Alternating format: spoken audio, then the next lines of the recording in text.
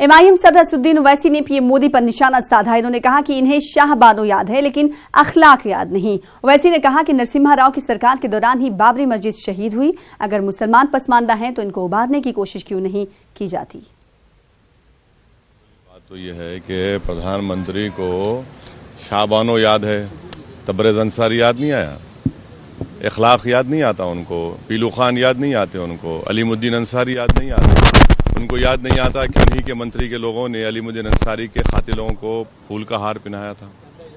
तो और अगर कोई ये गटर में रहने की बात कर रहा है तो भाई आप हमको रिजर्वेशन क्यों नहीं देते?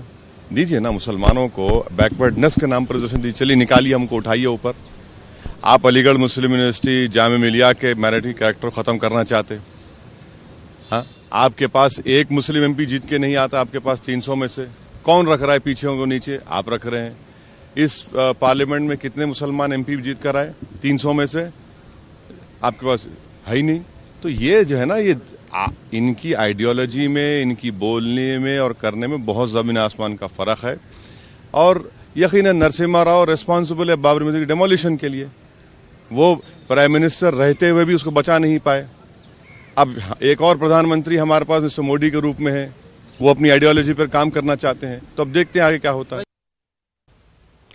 आंध्र प्रदेश के अमरावती में प्रजा वेदिका की इमारत को मुनहदम किया जा रहा है। सख्त सिक्योरिटी की निगरानी में यह काम अंजाम दिया जा रहा है। तकरीबन 2 किलोमीटर के इलाके में किसी को दाखिल होने की इजाजत नहीं है और मुनहदम की कार्रवाई, निदाम की कार्रवाई सुबह 6 बजे से जारी है। ख्याल रहे कि निदामी कार्रवाई पर रोक लगाने के लिए हाईकोर्ट में मुफाद आमा की अर्जी भी दाखिल की गई थी, जिसे अदालत ने खारिज कर दिया है। साबिक वजीर आला एन चंद्रबाबू नायडू ने ये इमारत बनवाई थी। साबिका हुकूमत की इस इमारत में मीटिंग्स हुआ करती थी। चंद्रबाबू नायडू इसमें अवाम से मुलाकात किया करते थे।